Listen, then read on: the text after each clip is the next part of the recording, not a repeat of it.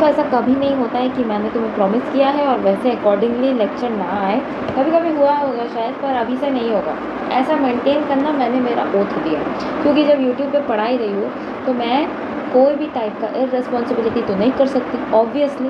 Okay, तो आज हम लोग क्लास 11 के ह्यूमन फिजियोलॉजी में चैप्टर स्टार्ट करने वाले हैं, जिसका नाम है body fluid and circulation. Body fluid and circulation, ठीक है, ये मेरे चैप्टर का नाम है। यहाँ पे हम लोग मेनली जिसके बारे में पढ़ने वाले हैं, पहले तो है मैं यहाँ पे ब्लड के बारे में पढ़ने वाले हैं हम लोग। फिर सेकंड हम लोग पढ़ने वाले हैं हार्ट के बारे में।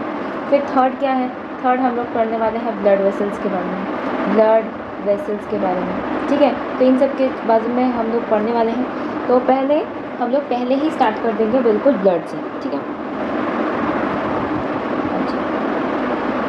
ब्लड से हम लोग स्टार्ट कर देंगे, ठीक है। ये देखो हमारे सामने क्या है, ब्लड है, ओके। अब ब्लड में एक सेकंड, तब भी सोचो इतना पतला क्यों आ रहा है, रुको, ठीक है। ब्लड स्टार्ट किया हम लोगों ने, ठीक है। अब ब्लड में देखो क्या क्या होता है। पहली बात तो होती है कि ब्लड एक फ्लूइड कनेक्टिव टिश्यू है। क्या है? फ्लूइड कनेक्टिव टिश्यू है, यानी कि ये फ्लूइड कनेक्शन बनाती है किसी भी ऑर्गन या किसी भी टिश्यू के साथ या किसी भी सेल के साथ। फ्लूइड कनेक्शन है इसका, ठीक है। फिर क्या है, ये मेसोडर्मल है। एक बात मैं बार बार बोलती हूँ, अभी भी बोलूँगी, बात की बात बाद में आते हैं, और जो इम्पोर्टेंट बात है वो सुन लो। इसको पढ़ने के बाद एनसीईआरटी पढ़ना है। क्या करना है, इसको पढ़ने के बाद एनसीईआरटी पढ़ के देखना है, तुम्हें वही मिलेगा जो यहाँ पे है, तुम्हें वही मिलेगा जो एनसीईआरटी में है, ठीक है, ऑब्वियसली। अच्छा, फ्लूइड कनेक्टिव टिश्यू है, मेसोडर्मल है, और एक चीज़ क्या है जो हम जानते हैं इसके बारे में, ये फाइबरलेस है। ये क्या है, ये फाइबरलेस है, फाइबरलेस कनेक्टिव टिश्यू है, ठीक है। मैं बार बार ऐसे कनेक्टिव टिश्यू सीटी करके लिख रही हूँ, मैं आशा करती हूँ कि तुम्हें समझ में आए, ठीक है। अच्छा, एक और चीज़ जो हमें जाननी ज़रूरी है वो है कि ब्लड के दो भाग होते हैं। ब्लड के दो भाग होते हैं, एक होता है प्लाज्मा, ठीक है, दूसरा वाला क्या होता है, दूसरा वाला क्या होता है, दूसरा वाला होता है ब्लड कॉर्पसेल्स, ठीक है, ब्लड कॉर्पसेल्स, ठीक है।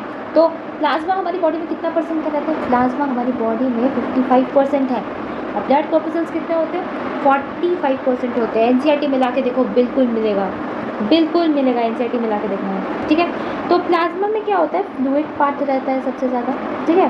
प्लाज्मा में क्या होता है, फ्लूइड पार्ट सबसे ज़्यादा रहता है। और क्या होता है, ये प्लाज्मा दिखने में थोड़ा सा पेल येलो कलर का होता है। क्या होता है, पेल येलो कलर का होता है, ठीक है।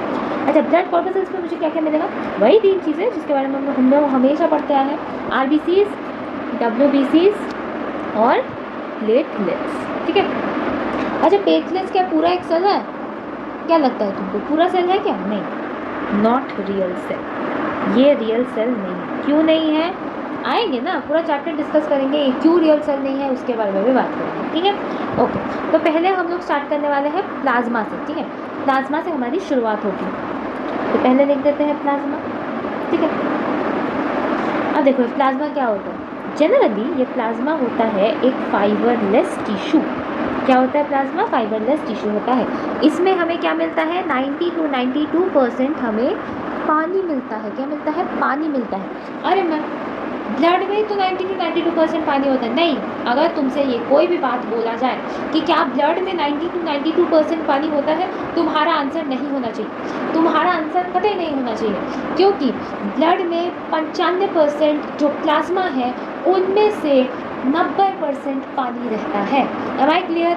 Blood is containing 55% of plasma, in which 90 to 92% is water. Nothing else than that. Okay? ये दिमाग में रटी रहनी चाहिए। क्या रटी रहनी चाहिए, ठीक है। मैं बार बार नहीं बोलती एक चीज़। 6 to 8% क्या होगा, 6 to 8% होगा मेरा प्रोटीन्स, क्योंकि प्लाज्मा में प्रोटीन्स रहता है, प्लाज्मा में प्रोटीन्स रहता है।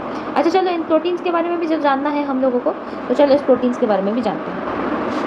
तो इन प्रोटीन्स के बारे में जानते हैं। इन प्रोटीन्स के 3 भाग होते हैं, ठीक है, 3 भाग होता है। एक होता है एल्बुमिन, एक होता है एल्बुमिन, एक होता है ग्लोब्यूलिन, ठीक है, और तीसरा होता है फिब्रिनोजन। फिब्रिनोजन थोड़ा सा कट गया इसलिए ऐसे लिखा, ठीक है। ओके, अब देखो एल्बुमिन में क्या होता है, एल्बुमिन में जनरली BCOP होता है। जनरली क्या होता है, मोस्ट अबंडेंट होता है, मोस्ट अबंडेंट प्लाज्मा प्रोटीन, ये याद रहनी चाहिए, क्योंकि जो सबसे ज़्यादा सुपीरियर होता है बायोलॉजी वहीं से स्टार्ट होती है, ठीक है। जो एक्सेप्शन होता है बायोलॉजी वहीं पे ख़त्म होती है, जो सबसे ज़्यादा सुपीरियर होता है बायोलॉजी वहीं से स्टार्ट होती है। ये चीज़ अगर किसी के दिमाग में घुस जाए तो उसे पता चल जाएगा क्वेश्चंस कैसे बनने वाले हैं, ठीक है। अच्छा, ग्लोबुलिन में क्या होगा, देखो ग्लोबुलिन में ना अल्फा बीटा और गामा भी रहते हैं, ठीक है। तो जनरली ये इम्यूनोग्लोबिन होता है, ये डिफेंस के लिए यूज़ होता है, क्या डिफेंस के लिए यूज़ होता है, ठीक है। और फिब्रिनोजन किस लिए यूज़ होता है, ब्लड क्लॉटिंग के लिए, किसके लिए, ब्लड क्लॉटिंग के लिए, ठीक है। तो इसका जो मामला था वो हम समझ गए। और एक चीज़ जो एल्बुमिन के बारे में तुम्हें जाननी चाहिए वो है कि BCOP होता है यहाँ पे, यानी कि यहाँ पे ब्लड कोलोइडल ऑस्मोटिक प्रेशर होता है, ऑस्मोटिक प्रेशर होता है, ठीक है। यहाँ पे ब्लड कोलोइडल ऑस्मोटिक प्रेशर होता है, यानी कि मेरा जो कॉन्सेंट्रेशन है वो वैरी करता है ब्लड के अंदर, ठीक है। मेरा कॉन्सेंट्रेशन ब्लड के अंदर वैरी करता है, ठीक है। यहाँ तक हम लोग कर दिए। नेक्स्ट स्लाइड पे चले, चलो चलते हैं। वेल, अब हम लोग बात करने वाले हैं हमारे मेन टॉपिक के ऊपर, काफ़ी इंपॉर्टेंट टॉपिक के ऊपर, जो है RBC यानी कि एरिथ्रोसाइट्स। क्या है इसका नाम, RBC या ना एरिथ्रोसाइट्स है इसका नाम, ठीक है, ओके। तो एरिथ्रोसाइट्स क्या होता है, जनरली ये मोस्ट अबंडेंट होते हैं, मोस्ट अबंडेंट होते हैं, ठीक है। ये मोस्ट अबंडेंट होते हैं। अच्छा, कितने सारे होते हैं बॉडी में, कितने सारे होते हैं, ये 5 से 5.5 मिलियन होते हैं, मिलियन, सोच सकते हैं मिलियन होते हैं, मिलीमीटर क्यूब ऑफ ब्लड। तो 5 से 5.5 million millimetre cube of blood ये होता है। अच्छा, रहता कितना सारा दिन है, लाइफ स्पैन कितना है, 120 डेज़ का क्या है, लाइफ स्पैन है, 120 डेज़ का लाइफ स्पैन है इसका, ठीक है। और अच्छा, जब मर जाता है तब कहीं तो जाता होगा, ग्रेवयार्ड तो होता होगा ना इसका, इसका ग्रेवयार्ड कौन है, इसका ग्रेवयार्ड कौन है, किसको पता है, सबको पता है, स्प्लीन है इसका ग्रेवयार्ड, ठीक है। ये PYQ कभी कभी आ चुका है, ठीक है। तो graveyard of RBC is spleen, ठीक है। और कुछ चीज़ें जानना ज़रूरी है कि RBC के अंदर हेमोपोइसिस होता है, क्या होता है, हेमोपोइसिस होता है। हेमोपोइसिस को जो रेगुलेट करता है वो होता है एरिथ्रोपोटीन, एरिथ्रोपोटीन, ठीक है। एरिथ्रोपोटीन से क्या बनता है, जनरली एरिथ्रोपोइसिस होता है यहाँ से, ठीक है, एरिथ्रोपोइसिस होता है यहाँ से, ओके, समझ गए। अच्छा, इसका शेप कैसा होता है, RBC का एक पर्टिकुलर शेप होना चाहिए। तो RBC का शेप कैसा होता है, RBC का शेप होता है थोड़ा सा बाइकॉन्केव जैसा, कैसा, बाइकॉन्केव जैसा। पढ़ा है ऑप्टिक्स, मैं ड्रॉपर्स को पूछ रही हूँ, बाकी तुम लोगों को तो ऑप्टिक्स के बारे में भी पता ही नहीं, असली खौफ है तुम्हारी ज़िंदगी का, ठीक है। ऑप्टिक्स के बारे में अभी तुम लोगों को कुछ नहीं पता है, असली खौफ है तुम्हारी ज़िंदगी में, ठीक है। तो ये बाइकॉन्केव शेप का होता है, ठीक है, generally. But you know something that हमारा बायोलॉजी है, यानी कि एक्सेप्शन तो हो गई है ना, थोड़ा बहुत एक्सेप्शन तो हो गई। तो अब एक्सेप्शन की बात करना है थोड़ा सा, यस, चलो एक्सेप्शन की बात करते हैं।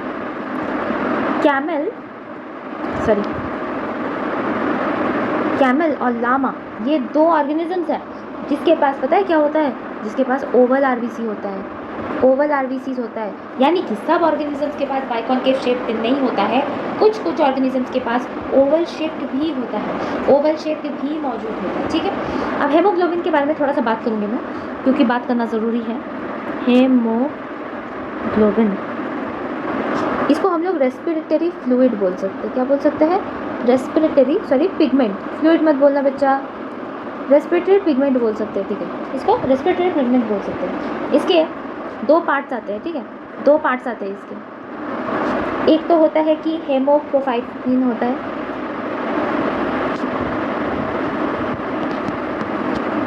एक ये होता है जिसमें हमें क्या मिलता है, Fe2+ मिलता है, या तो पोरफायरिन मिलता है, ठीक है, ये दोनों हमें मिलता है, ठीक है। और एक पार्ट होता है ग्लोबिन, ठीक है, एक पार्ट खुद ग्लोबिन होता है। अच्छा, यहाँ पे और एक चीज़ जो मुझे बतानी है, एक्स्ट्रा पॉइंट है पर लिख के रखना चाहिए। RBC का नंबर जो है वो कभी कभी अधिक हो जाता है या कभी कभी अधिक कम भी हो जाता है, ठीक है। RBC का जो नंबर है ना वो कभी कभी बहुत ज़्यादा हो जाता है, बहुत कम हो जाता है। एक्सेस वाला लिखते हैं, चलो एक्सेस होता है तो क्या होता है, एक्सेस जब होता है उसको हम लोग बोलते हैं पॉलीसिथेमिया, क्या बोलते हैं, पॉलीसीथेमिया, ठीक है। और अगर कम हो गया, अगर मुझे डेफिशिएंसी हो गया, उसका भी कोई नाम है ऑब्वियसली, हाँ, उसका भी नाम है एरिथ्रोपोएटिन। और ये काफ़ी लोगों में होता है, ये 2 सिंड्रोम्स काफ़ी लोगों में होता है, ठीक है। तो हम लोगों ने क्या किया, हम लोगों ने आरबीसी कंप्लीट कर दिया, कंग्रेचुलेशंस, ठीक है। अब हम लोग नेक्स्ट पेज पे जाए, चलो नेक्स्ट पेज पे जाते हैं। हम लोग अभी क्या करेंगे, हम लोग अभी डब्ल्यूबीसी करेंगे। क्या करेंगे, डब्ल्यूबीसी करेंगे। डब्ल्यूबीसी को क्या कहते हैं, डब्ल्यूबीसी को ल्यूकोसाइट कहते हैं।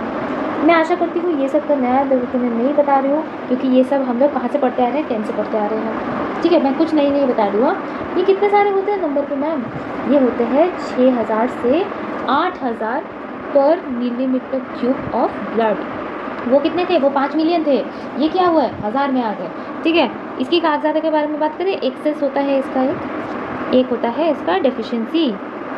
तो अगर एक्सेस हो तो उसको क्या नाम दिया जाए, उसको नाम देते हैं ल्यूकोसाइटोसिस, उसका नाम है ल्यूकोसाइटोसिस।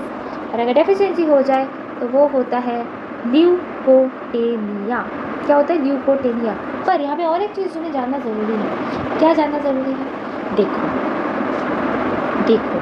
कभी कभी क्या होता है ना, अबनॉर्मली बहुत ज़्यादा कम हो जाता है, सॉरी बहुत ज़्यादा एक्सेस हो जाता है हमारा डब्ल्यूबीसी। यानी कि जब बहुत ज़्यादा अबनॉर्मली एक्सेस हो जाए, मैंने ये बात तुम्हें इम्यूनोलॉजी में कहा था, अगर कभी भी तुम देखो कि सेल्स अबनॉर्मली डिवाइड होना स्टार्ट हो गए हैं, वो खुद के कंट्रोल में नहीं है, ये एक सिम्टम है कैंसर का। तो अगर अबनॉर्मली एक्सेस है, यानी कि तुम्हारी डब्ल्यूबीसी में कैंसर हो रहा है, यानी कि ये कैंसर का सिम्टम्स है ना, कैंसर सिम्टम्स है ना। इससे पता है क्या होता है, इससे होता है ल्यूकेमिया। इससे क्या होता है, ल्यूकेमिया होता है। Very very important thing, very very important thing, okay. इसे ल्यूकेमिया होता है। और ये चीज़ प्लीज़ अपनी कॉपी में अलग से लिख के रखो, मार्क करके रखो। कभी कभी एआरपीटी में ऐसी मेडिकल क्वेश्चंस आ जाती है जो तुम्हारे बायोलॉजी को टेस्ट करने के लिए बनाई जाती है कि तुम्हें हर चीज़ की नॉलेज है या नहीं। एक बात याद रखो, नीट एग्ज़ाम तुम्हारी कंसिस्टेंसी चेक करता है, नॉलेज चेक नहीं करता है, नहीं देखता है कितने घंटे पढ़ चुके हो, कितने पढ़ाकू बच्चे हो तुम, कितनी ज़्यादा स्ट्रगल कर दी। वो देखता है तुमने हर रोज़ एक एक चैप्टर को याद किया या नहीं किया, तुमने हर रोज़ एक एक चैप्टर को याद किया या नहीं किया। उसका मैंने तुम्हें एक श्योर शॉर्टकट बोल दिया है कि तुम्हें एक एक चैप्टर कंप्लीट करना है, उसके बाद उसके PYQs को रिवाइज़ करना है, उसके बाद उसके NCERT को रिवाइज़ करना है, और उसके बाद तुम बोलोगे प्रो उस चैप्टर पे। पर ऐसा नहीं है तुम प्रो बन गए, तुम 5 महीने छोड़ दिए चैप्टर, हो गया 2 महीने, ठीक है, हो गया जो होगा। यानी कि क्या करना पड़ेगा, पहले तो तुम नोट्स गैदर करो, नोट्स इज़ वेरी इंपॉर्टेंट बाबा, ठीक है।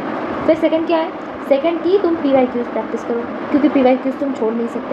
90% PYQ आता है, मैंने बोला था मेरी वीडियो में 5th में वाला नोटिस जब आया तब मैंने बोला था 90% PYQ आता है, फॉर्म्स थोड़े चेंज हो जाते हैं, ठीक है। फिर क्या होता है, फिर तुम्हें रिवाइज़ करना है, ठीक है। रिवाइज़ जैसे करना चाहते हो करो।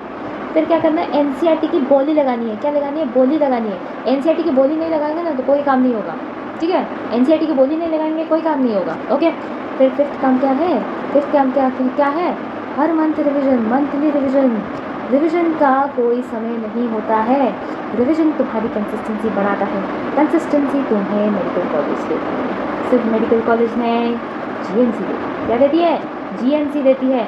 GMC का मतलब क्या है, तुमने मेरे चैनल पे भी सुना है, हज़ारों चैनल पे भी सुना है। GMC का मतलब है गवर्नमेंट मेडिकल सीट। इज़्ज़त की बात है, शिद्दत की बात है, तो गवर्नमेंट मेडिकल सीट मिलने वाला है। थोड़ी बहुत मेहनत तो करनी पड़ेगी, थोड़ा बहुत एक्स्ट्रा तो जानना पड़ेगा, है ना, ठीक है। कॉन्टेक्स्ट से थोड़ा सा ज़्यादा बाहर आ गए थे हम लोग, कॉन्टेक्स्ट पे लौट के आते थे। फिर WBC पढ़ा रही थी मैं, ठीक है। WBC में मैंने ये कह दिया कि एक्सेस होता है, डेफिशिएंसी होता है। एक्सेस होता है तो क्या कहते हैं, डेफिशिएंसी होता है तो क्या कहते हैं, ये सब मैंने कवर कर दिया। अब नॉर्मली एक्सेस होता है यानी कैंसर सिम्टम्स होता है, इसका मतलब है उसका नाम हो जाता है ल्यूकेमिया। और एक चीज़ बता देती हूँ कि ल्यूकोसाइटोसिस और ल्यूकेमिया में कोई संपर्क नहीं है, दोनों अलग अलग चीज़ें हैं। इसमें अबनॉर्मली होता है ल्यूकेमिया, पर एक्सेस होना कोई अबनॉर्मल चीज़ नहीं है, ठीक है। ये समझ में आ गया, I hope so, okay. Now WBC को हम लोग 2 साइड्स पे डिवाइड कर सकते हैं। अरे यार, WBC को हम लोग 2 साइड्स पे डिवाइड कर सकते हैं। एक तो है कि मेरा ग्रेन्यूलोसाइट होगा ये, ठीक है, एक होगा ग्रेन्यूलोसाइट, दूसरा वाला होगा एग्रेन्यूलोसाइट्स, ठीक है। एक मेरा ग्रेन्यूलोसाइट है, दूसरा वाला एग्रेन्यूलोसाइट है, ओके। अब देखो ग्रेन्यूलोसाइट की बात करते हैं, ग्रेन्यूलोसाइट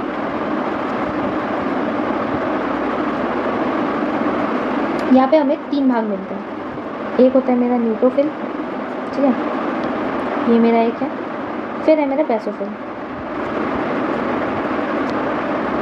अरे यार ठीक है, कोई बात नहीं। यहाँ पे मेरा है यूसिनोफिल, ठीक है, ओके। अब बात न्यूट्रोफिल क्या होता है।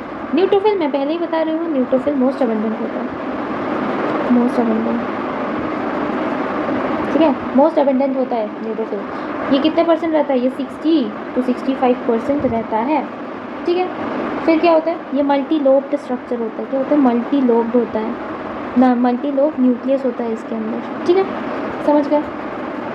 ये हो गया बात मेरे, हाँ ये हो गया बात मेरे मल्टी लोब्ड न्यूक्लियस के बारे में। और एक चीज़ जो हमें जानना है, पॉलीमॉर्फो न्यूक्लियो ल्यूकोसाइट कहते हैं इसको, ठीक है, क्या कहते हैं, पॉलीमॉर्फो न्यूक्लियर ल्यूकोसाइट, ठीक है।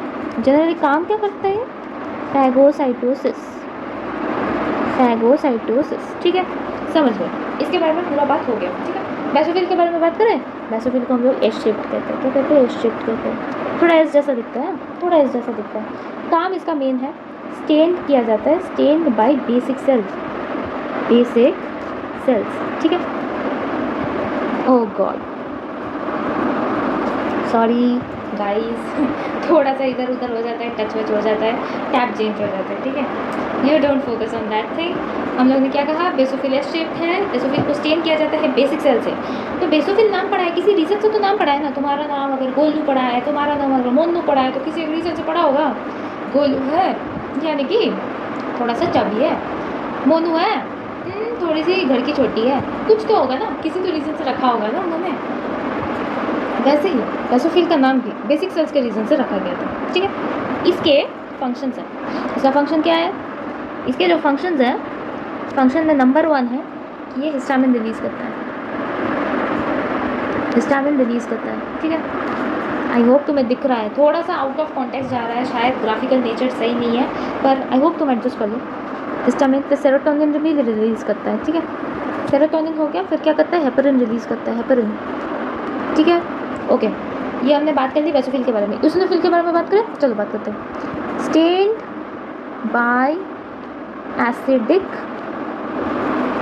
डाई, इसको पता है क्या बोला जाता है, इसको एसिडोफाइल बोला जाता है, एसिडोफिल बोला जाता है इसको, ठीक है। और क्या क्या करता है, एक तो स्टेन करता है, दूसरा वाला क्या करता है, सप्रेस एलर्जी, किसी भी एलर्जी को बढ़ने नहीं देता है, स्टॉप कर देता है उसको, दबा देता है उसको, ठीक है। और क्या करता है, हेलमिंथिक रिएक्शन, हेलमिंथिक रिएक्शन। एक बात नोटिस की, हिस्टामिन रिलीज हो रहा है, सेरोटोनिन या हेपरिन आ रहा है, इसका मतलब कि यहाँ पे तो एलर्जी क्रिएट हो रहा है, यहाँ पे देखो क्या हो रहा है, सप्रेस कर रहा है एलर्जी, यानी कि ये दोनों दूसरे का ऑपोजिट काम कर रहे हैं, ये दोनों दूसरे का ऑपोजिट काम कर रहे हैं, ठीक है, okay. I hope I am clear and I hope that the notes are visible and the notes are understandable.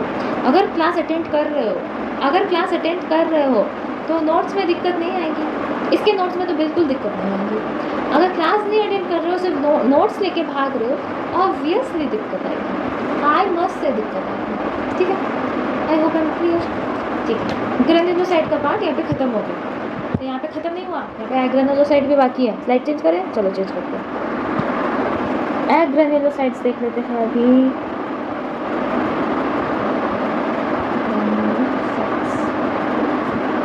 एग्रेनुलोसाइट्स देख लेते हैं। इसमें 2 पार्ट्स आते हैं, इसमें 2 पार्ट्स आते हैं, लिम्फोसाइट और दूसरा वाला है मोनोसाइट।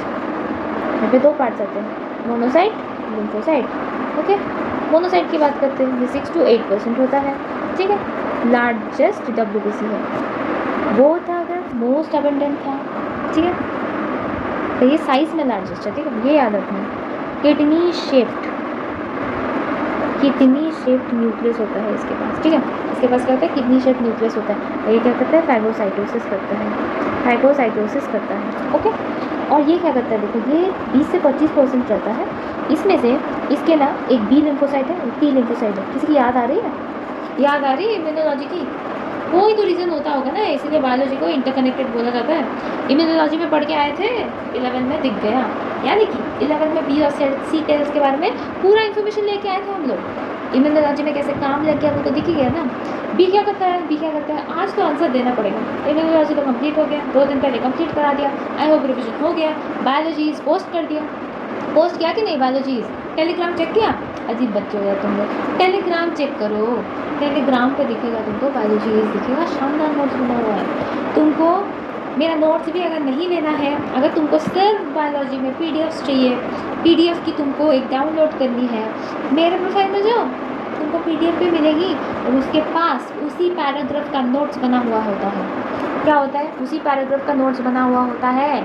बायोलॉजी ईज बोलती हूँ मैं उसको मैं बायोलॉजी ईज बोलती हूँ। पर कहाँ मिलता है, वहाँ जहाँ पे तुम जाना ही नहीं चाहते, टेलीग्राम पे मिलता है। टेलीग्राम पे, टेलीग्राम का नाम मैं बहुत बार बता चुकी हूँ, मैं 1000 बार बता चुकी हूँ। मेरे टेलीग्राम का नाम क्या है, मेघा चक्रवर्ती है उसका नाम। बहुत सारे लोग वहाँ पे जुड़ रहे हैं धीरे धीरे, तुम भी जुड़ो, तुम भी पढ़ो, तुम भी रिवाइज मारो।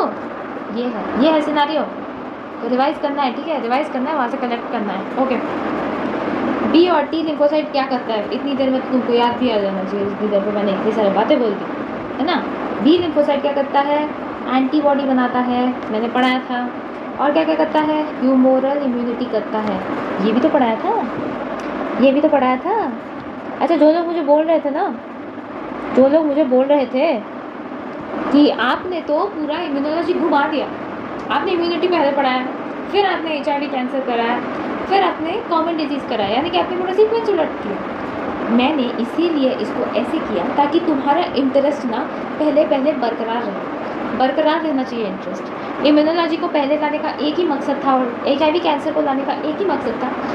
कॉमन डिजीज़ जब कोई पढ़ता है ना, तो कॉमन डिजीज़ में इंसान थोड़ा सा इंटरेस्ट लूज़ करने लगता है चैप्टर के ऊपर। पर हमें क्या करना है, हम लोग टीचर्स हैं, हमें तुम्हारा इंटरेस्ट बरकरार रखना है, तो इसीलिए हम पहले इंटरेस्टिंग चीज़ें पढ़ाते हैं, तुमको अट्रैक्ट करते हैं चैप्टर की ओर, उसके बाद हम लोग मेन कॉन्टेक्स्ट को इंटरेस्टिंगली कवर करके निकल जाते हैं। तो अगर तुम्हें मेरा सीक्वेंस पसंद नहीं आ रहा है तो तुम पहले लेक्चर 3 देखो, ठीक है, मैं बता देती हूँ।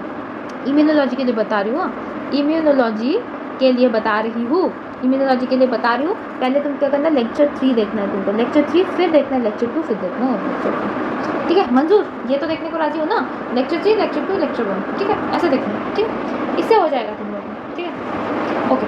और टी लिम्फोसाइट क्या करते हैं, ये CMR में हेल्प करते हैं। जनरली इसका क्या कहता है, बी लिम्फोसाइट को हेल्प करना, इम्यूनोलॉजी में बताया था ना मैंने, ओके, हाँ बताया था, ओके।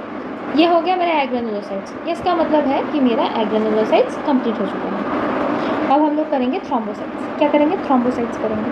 अच्छा, थ्रोम्बोसाइट्स क्या मैं इधर से लिखूँ, हाँ यहाँ से लिख लीजिए, थ्रोम्बोसाइट्स, ठीक है, थ्रोम्बोसाइट्स करेंगे अभी। तो थ्रोम्बोसाइट ना रियल सेल नहीं है, no real cell, real cell तो है ही नहीं, पर है क्या, उससे भी पहले डिपेंड करता है कितने हैं,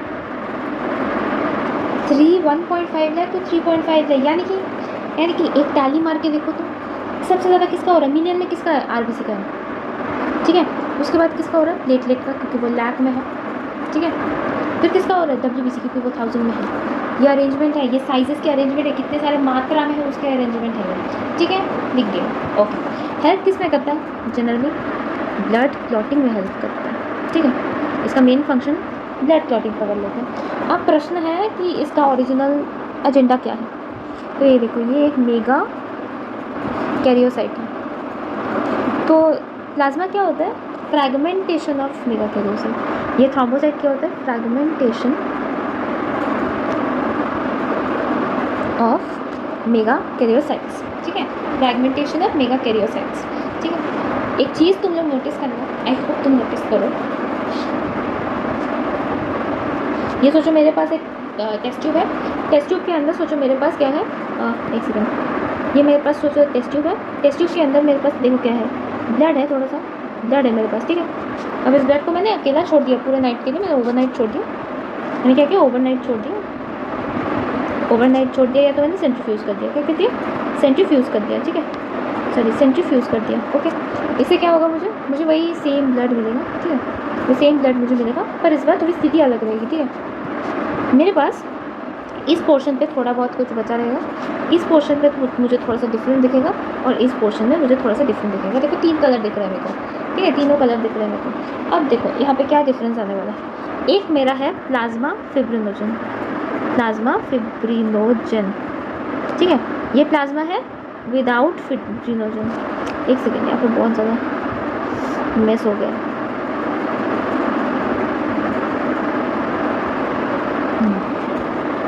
देखती हूँ, पहले इसका मार्क कर लेते हैं। ये टोटल आरबीसी है, ये खुद आरबीसी है। ये क्या है, डब्ल्यूबीसी प्लस, ये क्या है, ये डब्ल्यूबीसी प्लस प्लेटलेट है, प्लेटलेट्स, ओके। और ये क्या है, ये है वो प्लाज्मा, प्लाज्मा नो फिब्रिनोजन, जिसके पास कोई फिब्रिनोजन नहीं है, ये वो प्लाज्मा है। यानी कि अगर ब्लड को छोड़ दिया जाए तो ब्लड के 3 ग्रुप्स हमें देखने को मिलेगा। यहाँ से हमें एक चीज़ की सूचना पता चलती है, हमें एक चीज़ की सूचना यहाँ पे पता चलती है, यानी कि सीरम जो है, सीरम के बारे में शायद हम लोगों ने सुन के रखा है। सीरम जो है वो होता है प्लाज्मा फिब्रिनोजन, फिब्रिनोजन, ठीक है, प्लाज्मा फिब्रिनोजन को हम लोग सीरम कहते हैं। ओके ओके, समझ गए। तो नेक्स्ट पेज पे पढ़े, चलो नेक्स्ट पेज पे बढ़ते हैं, ठीक है। अब यहाँ पे हम लोग क्या सीखेंगे, यहाँ पे हम लोग सीखेंगे blood groups, AB of blood groups, ठीक है, AB ऑफ ब्लड ग्रुप्स। किसके क्या ब्लड ग्रुप है मुझे कमेंट सेक्शन में ज़रूर बताना, ठीक है, ज़रूर बताना। ओके चलो, अब यहाँ पे एक डब्बा बनाते हैं, डब्बा बना, ओके, कौन सा कलर बनाना है, कोई बनाना, ज़्यादा बड़ा नहीं करेंगे यार, बहुत स्पेस करना है, इसको खिसक के क्या,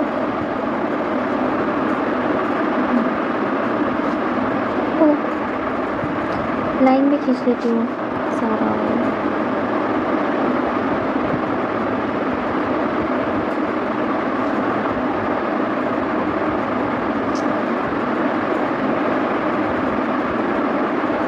हैंड रिटन नोट्स थोड़ा सा टाइम कंज्यूमिंग होता है, आई नो, बट प्रॉफिटेबल भी तो होता है ना, मुझे लगता है प्रॉफिटेबल होता है तुम लोगों के लिए। एंटीजन है इधर, इधर क्या है, एंटीबॉडी है। अब इन दोनों का मसला थोड़ा समझा देती हूँ, इन दोनों का मसला थोड़ा समझा देती हूँ। एंटीजन जो है वो आरबीसी के अकॉर्डिंग काम करता है, यानी कि वो जो मेरा जो सेल्स है, सेल को देखता है, ठीक है, और मेरा ये जो एंटीबॉडी है ये हमेशा एंटी, यानी कि उल्टा काम करता है। कुछ नहीं समझ में आए तो एक चीज़ समझ लेना कि मेरा जो एंटीबॉडी है वो उल्टा काम करता है। यानी कि अगर मैं मेघा हूँ तो एंटी मेघा काम करेगा, अगर वो सुनीति है तो वो एंटी सुनीति काम करेगा, ठीक है। दूंगी एग्जाम्पल तब समझ में आ जाएगा तुम लोगों को। अगर एक ब्लड ग्रुप ए है उसका एंटीजन क्या होगा, ए होगा, यानी कि अपना सेल्फ सेल है। पता नहीं ये क्यों ऐसा हो रहा है, एंटीजन है, ठीक है, एंटीजन है, एंटीबॉडी है, तो एंटीजन क्या होता है, वो अपने सेल्फ को जानता है, यानी कि एंटीजन भी मेरा ए होगा, पर एंटीबॉडी मेरा क्या होगा, एंटीबॉडी मेरा एंटी बी होगा, एंटी बी होगा, ठीक है। फिर बी अगर ब्लड ग्रुप ले लूँ तो मेरा एंटीजन भी बी होगा, पर मेरा एंटीबॉडी क्या होगा, मेरा एंटीबॉडी ए होगा, ठीक है। अगर मैं ए बी ले लूँ, ए बी, तो मेरा क्या होगा, एंटीजन मेरा ए बी होगा, बी बी होगा, दोनों ही होगा। पर यहाँ पे कोई भी एंटीबॉडी नहीं रहेगा, क्या नहीं रहेगा, एंटीबॉडी नहीं रहेगा, वेरी सरप्राइजिंग थिंग। ओ अगर हो तो यहाँ पे क्या हो जाएगा, नो एंटीजन हो जाएगा, इसके पास कोई एंटीजन नहीं है, ठीक है, क्योंकि उसके पास एंटीजन कैसे होगा, सेल्फ प्रोक्लेमिंग करने के लिए कोई नहीं है। यहाँ पे क्या होगा, एंटीजन बी भी होगा, एंटीजन ए भी होगा। यानी कि ये जो केस है, ये दोनों सॉरी ये तीनों केसेस, एक तो है कि ये नो एंटीबॉडी, ये नो एंटीजन, या एंटीजन है एंटीजन बी, ये काफ़ी शॉकिंग चीज़ है, ठीक है, ये एक्सेप्शनल चीज़ है हम लोग बोल सकते। तो इसको थोड़ा सा याद रखना है कि किसकी एंटीबॉडी नहीं है और किसकी एंटीजन नहीं है, ठीक है। ओवरऑल तुम्हें समझाने के लिए छोटा सा चीज़ बोलती हूँ, जो बोलने की ज़रूरत नहीं है फिर भी बोलती हूँ मैं। ये चीज़ तुम लोगों को बताई गई थी जब तुम लोग क्लास 10 में थे, ठीक है, तब ये चीज़ ऑलरेडी तुम लोगों को बताई गई थी, पर मैं फिर से रिपीट कर देती हूँ, ठीक है। तुम्हें पता है कि ओ ग्रुप जो है, ओ ग्रुप ये किसको किसको ब्लड दे सकता है, एक तो ये ए को दे सकता है, एक ग्रुप को दे सकता है, और वो बी ग्रुप को भी दे सकता है, ठीक है। और ये ए ग्रुप और ये बी ग्रुप किसे किसे दे सकता है, ये ए बी को दे सकता है, यानी कि ए बी ऐशो आराम की ज़िंदगी जी रहा है, उसको तो ए और बी किसी एक से ब्लड मिल जाएगा, और ये ओ बेचारा मजदूर, ये किसी से भी ब्लड नहीं पा रहा। Even O group A B को भी ब्लड दे सकता है, यानी कि वो इनको भी दे रहा है, इनको भी दे रहा है, इनको भी दे रहा है, यानी कि उसका नाम क्या हो गया, वो किस प्रकार का हो गया, वो हो गया यूनिवर्सल यूनिवर्सल डोनर बन गया वो। मेरा जो वो ग्रुप है वो इतना देन आदमी है, इतना नेक इंसान है वो, कि वो क्या बन गया, वो यूनिवर्सल डोनर बन गया कि हाँ मैं दान करूँगा सबको, मेरे अंदर क्षमता है सबको दान करने की। ठीक है, अब ये जो ए भी बन गया, ये जो ए भी तुमको दिख रहा है यहाँ पे, ये देख रहे हैं मुझे तो सबसे मिल रहा है, मुझे ए से भी मिल रहा है, बी से भी मिल रहा है, ओ से भी मिल रहा है, यानी कि मैं क्या बन गया, मैं बन गया यूनिवर्सल एक्सेप्टर। पर एक्सेप्टर तो नहीं लिख सकते ना ऐसे, तो हम क्या लिखेंगे, यूनिवर्सल रिसिपेंट। क्या लिखेंगे, यूनिवर्सल रिसिपेंट, यानी कि यूनिवर्सल रिसिपेंट की बन गया। ठीक है, I hope you understood this thing. ठीक है, ये तो क्लास 10 में ऑलरेडी था, फिर भी मैंने एक बार बता दिया, क्योंकि यू नो बेसिक चीज़ों को रिवाइज करना बहुत ज़्यादा ज़रूरी होता है। ओके, अब तो आर एच एंटीजन के बारे में बात करते हैं। किसके बारे में बात करते हैं, R H antigen. Generally R H का जो फुल फॉर्म है, आर एच का फुल फॉर्म जो है ना, उसको बोलते हैं रसिस मर्की। आर एच के फुल फॉर्म को रसिस मर्की बोलते हैं। ठीक है, अभी क्या होता है, आर बी सी तुम्हारा जो है वो होता है ए आर एच होता है। ठीक है, यानी कि ए पॉजिटिव है, और ये क्या है, आर बी सी ए होता है, यानी कि ए नेगेटिव। ठीक है, अच्छा अब तुम्हें आर एच इनकम्पेटिबिलिटी के बारे में कुछ बताते हैं। ठीक है, इसको हम लोग क्या लिख सकते हैं, एरिथ्रोब्लास्टोसिस स्पेसियालिस, या तो हेमोलाइटिक डिजीज़। तो मैं इसको थोड़ा सा नाम देती हूँ हेमोलाइटिक डिजीज़, क्योंकि हेमोलाइटिक के नाम से काफ़ी मशहूर है। ठीक है, हेमोलाइटिक डिजीज़, इसको ध्यान से सुनना, प्लीज़ ध्यान से सुनना, थोड़ा सा इंपॉर्टेंट टॉपिक है, कॉमन भी है, इंपॉर्टेंट भी है, क्वेश्चंस आ सकते हैं ऐसे। ठीक है, एक मेल है और एक फीमेल है। ठीक है, एक मेल है एक फीमेल है, इनका एक बेबी होने वाला है, जाइगोट पकड़ लेते हैं। ठीक है, ओहो क्या हो रहा है, सॉरी आज बहुत पता नहीं मेरा हाथ लग के इतना टैप क्यों चेंज हो रहा है। ठीक है, I am very sorry for my inconvenience. Okay, तो ये मेल है, ये फीमेल है। मेल क्या है, मेल है पॉजिटिव, फीमेल क्या है, नेगेटिव है, और मेरा जाइगोट क्या है, ये भी पॉजिटिव है। यानी कि मेरी जो फर्स्ट प्रेगनेंसी है, जब ये कपल प्रेग्नेंट हो रहे हैं, यानी कि फर्स्ट प्रेगनेंसी में my R H of the antibody, यानी कि फीमेल की एंटीबॉडी नेगेटिव हो रही है, पर जो फीटस है वो तो पॉजिटिव है। फीटस क्या है मेरा, फीटस तो मेरा पॉजिटिव है, यानी कि माँ और फीटस के अंदर एक प्रकार का मेरा क्या रह रहा है, लिंक रह रहा है। ठीक है, मेरा डिवीजन है एक प्रकार का। ये डिवीजन को क्या कहा जाता है, इस डिवीजन को ही तो प्लासेंटा कहते हैं। इस डिवीजन को हम लोग क्या कहते हैं, प्लासेंटा कहते हैं। अब सोचो ये माँ के अंदर तो है, ये बेबी जो है, ये बेबी जो है ये माँ के अंदर है, अभी माँ के अंदर से बाहर भी तो निकल रहा है। जब ये बाहर निकल रहा है तब कुछ सेल्स क्या हो रहे हैं, ये जो सेल्स हो रहे हैं ना पॉजिटिव सेल्स, वो माँ के अंदर रह जा रहा है। अच्छे से समझो, ये मेरा फीटस था, फीटस 9 महीने बाद निकलेगा। ठीक है, फीटस निकल गया, यहाँ पे कुछ पॉजिटिव सेल्स वो छोड़ गया। ठीक है, अब माँ क्या है, माँ क्या है, माँ तो बेचारी नेगेटिव है ना, मदर, मदर क्या है, मदर इज़ नेगेटिव, और ये सेल्स क्या है, पॉजिटिव। तब क्या प्रकट होगा, तब प्रकट होगा मेरा एंटीबॉडी, आर एच एंटीबॉडी। ठीक है, अभी एंटीबॉडी जब प्रकट हो जाता है ना, इसकी बहुत लाइफ स्पैन होती है। ठीक है, इसकी बहुत लाइफ स्पैन होती है, ये वहाँ पे रह जाता है, यानी कि वो उन सेल्स को मार के भगा कर उसकी मदर की एंटीबॉडी को नेगेटिव मतलब मेंटेन करके वो भाग जाता है। ठीक है, वो भाग जाता है, यानी कि एक कब का हो गई, ये फर्स्ट प्रेगनेंसी का केस हो गया। ठीक है, फर्स्ट प्रेगनेंसी का केस हो गया। अब सेकेंड प्रेगनेंसी आई, सोचो जो सेकेंड प्रेगनेंसी आई, सोचो ये सेकंड प्रेगनेंसी है, यहाँ पे फीटस है, फीटस निकला, अब फीटस जब निकल गया, मेरा एंटीबॉडी अभी तक नेगेटिव ही है, मदर की जो एंटीबॉडी है ना वो अभी तक नेगेटिव है, plus R H antibody present है, आर एच एंटीबॉडी प्रेजेंट है ना। आर एच एंटीबॉडी जब बेबी के पॉजिटिव सेल्स है, ये बेबी भी पॉजिटिव है। ठीक है, जो बेबी है ना ये पॉजिटिव है, अब ये भी तो सेल्स छोड़ेगा ना, ये सेल्स छोड़ेगा यहाँ पे, इन दोनों का आर एच एंटीबॉडी और बेबी के सेल्स में एक रप्चर आएगा। इसके लिए क्या होगा, आरबीसी लाइसिस हो जाएगा। क्या हो जाएगा, आरबीसी लाइसिस हो जाएगा। इन दोनों के अंदर एक टकरान आने के रीजन से आरबीसी क्या हो जाएगा, टूट जाएगा, आरबीसी टूट जाएगा, यानी कि बच्चे को जॉन्डिस हो जाएगा। तुमने बहुत सारे केसेस में देखा है, तुमने सुना है, तुम्हारे घर में एक बच्चा हुआ है और बच्चा होने के बाद ही जब तुम बच्चे को देखने गए तब तुमने सुना है बिलिरुबिन थोड़ा सा बढ़ गया और बच्चे को क्या हो गया, जॉन्डिस हो गया। तो जॉन्डिस क्यों होता है, generally most of the cases इसी रीज़न से होता है, क्योंकि माँ के बॉडी में या तो नेगेटिव या तो पॉजिटिव रहता है और बच्चे के बॉडी में भी ऑपोजिट रहता है। आर एच एंटीबॉडी जो है वो आरबीसी के साथ लाइसिस कर देता है, लाइसिस के लिए जॉन्डिस हो जाता है। तो यहाँ पे ये क्यों नहीं हुआ था, क्योंकि ये तो पहली बार की बात है ना, जब आर एच एंटीबॉडी बन गया, आर एच एंटीबॉडी ने क्या किया, इसके सेल्स को यहाँ से भगा दिया। पर इसका जब बारी आया तब इसके बारी पे जब वो निकल रहा था और जब वो सेल्स को छोड़ गया यहाँ पे, आर एच बॉडी तो तुरंत काम कर गई है, यानी कि RH बॉडी ने बहुत जल्दी रिएक्ट किया सेल्स के साथ और इसके लिए RBC लाइसिस हो गई। RBC लाइसिस हो गई तो जॉन्डिस हो गया। अच्छा, इसका कोई सोल्यूशन नहीं है क्या? हर बच्चा अगर मेरे घर में आएगा उसको क्या RBC लाइसिस होता रहेगा? बिल्कुल नहीं, बिल्कुल नहीं। इसके लिए भी एक प्रिकॉशन बनाया गया है, red pencil rule. Immediately after first pregnancy, immediately after first pregnancy एक टाइप का वैक्सीन दिया जाता है। उस वैक्सीन का नाम है रोगैम वैक्सीन। ये क्या करता है? ये माँ को एक स्ट्रेंथ या इम्यूनिटी बोल सकते हो तुम लोग, देता है ताकि वो ऑपोजिट चार्ज वाला, मतलब यानी कि वो ऑपोजिट एंटीजन वाला बेबी को हियर कर सके और RH एंटीबॉडी उसके साथ इमीडिएट रिएक्शन ना करे। इसकी वजह से क्या होगा? उसको जॉन्डिस भी नहीं होगा। यानी कि अगर बच्चा माँ के साथ पॉजिटिव रहा कोई प्रॉब्लम नहीं है, नेगेटिव रहा कोई प्रॉब्लम नहीं है। नेगेटिव पॉजिटिव अगर बन गया, पहली बारी तो बच्चा निकल गया, पर अगर उनका सेकेंड अटेम्प्ट है, क्या है सेकेंड अटेम्प्ट है, ये क्या था? ये तो सेकेंड प्रेगनेंसी था ना, ये तो सेकेंड प्रेगनेंसी था। अगर सेकेंड प्रेगनेंसी आ गया इस मोमेंट पे, तो सेकेंड प्रेगनेंसी के टाइम पे ये रोगैम वैक्सीन जो है, ये वैक्सीन बहुत काम आने वाला है, क्योंकि ये वैक्सीन मदर को एक स्ट्रेंथ देगा कि तुम RH एंटीजन को सेल्स के साथ रिएक्ट मत करने दो, सेल्स खुद ब खुद निकल के चले जाएंगे, RH एंटीजन रह जाएगा, कोई प्रॉब्लम नहीं, पर वो RBC को तोड़ेगा नहीं और उसको जॉन्डिस नहीं होगा। ठीक है, यही प्रोटेक्शन की बात है, उसको जॉन्डिस नहीं होगा। ठीक है। अच्छा, और एक लास्ट टॉपिक पे पढ़ा देती हूँ, दो मुझे पढ़ाने का मन नहीं था क्योंकि मैंने सोचा था ये पूरा यूनिट में एक साथ स्टार्ट करूँगी, पर फिर भी मैं पढ़ा देती हूँ।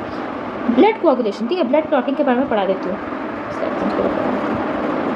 इस चैप्टर का मैंने 2 पार्ट्स रखा है, ठीक है, इस चैप्टर का मैंने 2 पार्ट्स रखा है, ठीक है, यानी कि इस चैप्टर को हम लोग 2 भागों में करेंगे, तो आई होप इसमें कोई प्रॉब्लम नहीं होगी। ठीक है, इसका PDF तुम्हें मिल जाएगा कुछ देर में, ठीक है, इसका PDF तुम्हें मिल जाएगा कुछ देर में।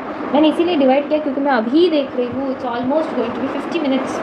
50 मिनट्स का वीडियो है, मैं 50 मिनट्स या 56 मिनट्स से ज़्यादा एक्सीड नहीं करती बेटा, क्योंकि मुझे 1 घंटे का वीडियो बनाने में गिल्टी फील होता है कि 1 घंटे का वीडियो चला जाएगा, मेरे जो भी देख रहे हैं मेरे सब्सक्राइबर्स जो है उनको 1 घंटा लगेगा सिर्फ कुछ कॉन्सेप्ट समझने के लिए, वो भी वन शॉट नहीं हो रहा है ना, ये तो डिटेल लेक्चर है ना बेटा, डिटेल लेक्चर में 1-1 घंटा देना है, बहुत ज़्यादा, इससे ज़्यादा मैं तुमसे टाइम मांग नहीं सकती, है ना।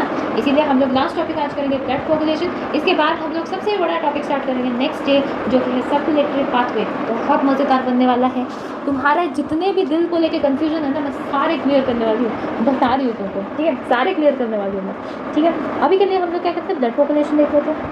पहले देखो क्या होता है, डैमेज होता है ब्लड सेल्स का, सॉरी ब्लड वेसल्स का।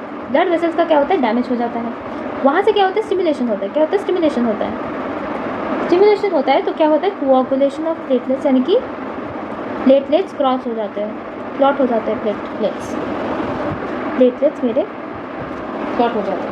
वहाँ से सिक्रीशन होता है, सिक्रीशन होता है। क्या सिक्रीशन होता है, थ्रोम्बोकाइनेस सिक्रीशन होता है, थ्रोम्बोकाइनेस सिक्रीशन होता है, ठीक है। इस थ्रोम्बोकाइनेस में क्या होता है, यहाँ से जनरली तो फॉर्मेशन ऑफ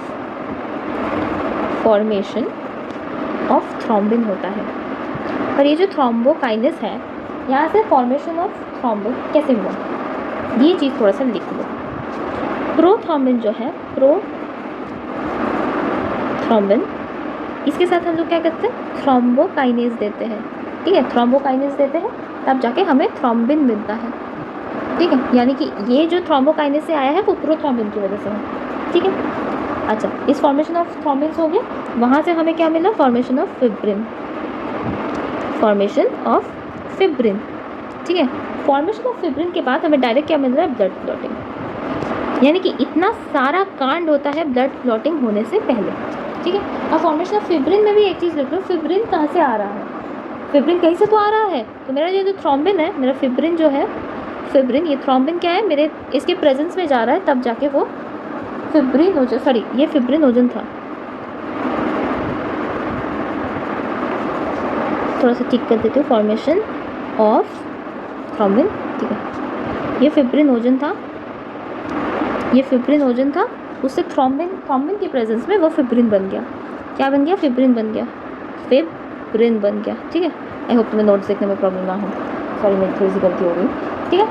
यहाँ की हमें ये वाला मैन्युफैक्चरिंग मिल गया कि यहाँ पे कैसे बन रहा है मेरा ये जो थ्रोम्बोकाइनेस है वहाँ से थ्रोम्बिन कैसे बन रहा है, और ये जो थ्रोम्बिन है वहाँ से फिब्रिन कैसे बन रहा है। ये दोनों प्रोसेस हमें मिल गया, ब्लड क्लॉटिंग का प्रोसेस भी हमें मिल गया। ठीक है, ब्लड क्लॉटिंग में अब एक क्वेश्चन जो तुम्हें थोड़ा सा मार्क करके रखना है, जो कि आउट ऑफ कॉन्टेक्स्ट तो नहीं है पर कॉन्टेक्स्ट में भी नहीं है। सीरम जो है उसमें क्लॉटिंग नहीं होता। ठीक है, सीरम में देयर इज़ नो क्लॉटिंग।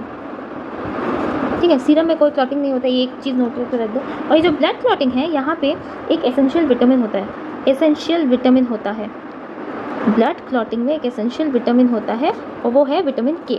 ठीक है, विटामिन के होता है। ठीक है, ब्लड क्लॉटिंग में जनरली विटामिन के होता है। ओके, तो ब्लड कोगुलेशन में क्या क्या हुआ, डैमेज ऑफ ब्लड सेल्स हुआ, स्टिमुलेशन हुआ, कोगुलेशन ऑफ द प्लेटलेट्स हुआ, वहाँ से सिक्रीशन हो गया, थ्रोम्बोकाइनेस मेरे पास आ गया। थ्रोम्बोकाइनेस से मुझे थ्रोम्बिन कैसे मिल रहा है, मुझे थ्रोम्बिन मिल रहा है क्योंकि प्रोथ्रोम्बिन से मेरे थ्रोम्बोकाइनेस के प्रेजेंस में वो थ्रोम्बिन बन रहा है। ठीक है, अब प्रश्न है थ्रोम्बिन से फिब्रिन कैसे मिल रहा है। तो जनरली फिब्रिनोजन जो है वहाँ से प्रेजेंस ऑफ थ्रोम्बिन हो रहा है, मतलब थ्रोम्बिन के बाद उस वहाँ से हमें फिब्रिनोजन मिल रहा है, सॉरी फिब्रिन मिल रहा है। ठीक है, फिब्रिन जो हमें मिल गया यहाँ से क्या होगा, ब्लड क्लॉटिंग हो गया। ठीक है, यहाँ से ब्लड क्लॉटिंग हो गया, और ब्लड क्लॉटिंग में ये जो मैंने फैक्टर्स लिखा है ना, ये फैक्टर कभी कभी पूछ सकता है, शायद से पूछ सकता है, पर ना ही पूछे तो बेहतर है। एसेंशियल विटामिन के होता है और सीरम में किसी भी टाइप का क्लॉटिंग नहीं होता है। ठीक है, ये दोनों चीज़ें मैंने बता दी। और एक चीज़ जो मैं बताना चाहती हूँ, बार बार बताती आई हूँ, कि मेरा टेलीग्राम चैनल फॉलो कर लो, मेरा टेलीग्राम चैनल फॉलो कर लो।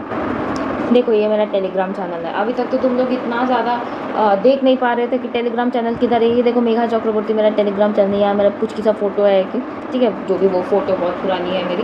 ठीक है, यहाँ पे मेघा चक्रवर्ती मेरा चैनल है, दिख ही रहा होगा तुमको। ठीक है, यहाँ मैं खुद एडमिन हूँ, यहाँ पे मेरे साथ बहुत जन है, इवन मेरी मॉम भी है, यहाँ पे मेरे साथ बहुत जन है। नीट 2G कैटेगरी के सारे वीडियोस मिलते हैं, देखो यहाँ पे सारे नोट्स यहाँ पे मिलते हैं, यहाँ पे मिलते हैं मेरे प्लेलिस्ट के सारे यूट्यूब के सब कुछ यहाँ पे मिलता है। ठीक है, तो मेरी बात मानो, मेरा टेलीग्राम ज्वाइन करो। क्या करो, मेरा टेलीग्राम ज्वाइन करो, बहुत नेसेसरी है टेलीग्राम। किसके लिए, नोट्स के लिए, सबसे बेस्ट नोट्स के लिए, जो तुम्हें नीट में चांस देगा। न्यू 2G के लिए जो स्पेशल नोट्स बनाए गए हैं उसके लिए टेलीग्राम ज्वाइन करो बेटा, हाँ टेलीग्राम ज्वाइन करो। ठीक है, हो गया हमारा लेक्चर आज यहाँ पे ख़त्म हो रहा है। मैंने ऑलरेडी मेरी लिमिट क्रॉस कर दी है, मैंने ऑलरेडी 50 मिनट्स का वीडियो बना दिया है। आई होप तुमको समझ में आया है, एक एक चीज़ समझ में आया है। कल हम लोग क्या करेंगे, हम लोग पूरा हार्ट करेंगे डिस्कस, और मैं ऐसे तो तुम लोग को वो डायग्राम दिखा के हार्ट नहीं समझाने वाली हूँ, मैं खुद एक इनोवेटिव हार्ट ड्रॉ करने वाली हूँ। इनोवेटिव नहीं है, बहुत सारे टीचर ने ऐसे ही समझाया, मैं भी वैसे ही समझाऊंगी, पर एटलीस्ट वो याद रहेगा, ऐसे समझाऊंगी। ठीक है, तो हम लोग कल वो वाला पार्ट करेंगे। आज के लिए इतना ही था। ये वाला जो पार्ट मैं दे रही हूँ उसे टेलीग्राम पर पोस्ट कर रही हूँ, उसे प्लीज़ फॉलो कर दो। इस यहाँ से टेलीग्राम से तुम नोट्स ले लो, नोट्स लेने के बाद नोट्स रिवाइज करो, और क्या ज़िंदगी में और कोई चिंता नहीं है। ठीक है, और कोई चिंता नहीं है, चिंता करने की ज़रूरत नहीं है, चिंता हम उठा रहे हो तुम्हारे लिए, तुम बस पढ़ाई करते हो। ठीक है, आज के लिए इतना ही, स्टे ट्यून्ड, कल मिलते हैं, इस चैप्टर को कंप्लीट करेंगे। ठीक है।